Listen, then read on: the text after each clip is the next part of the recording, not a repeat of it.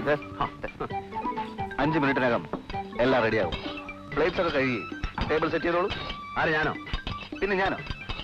Okay, ഇന്നത്തേക്ക് ഞാൻ തന്നെ എല്ലാം സെറ്റ് ചെയ്ത് കാണിച്ചു തന്നേക്കാം.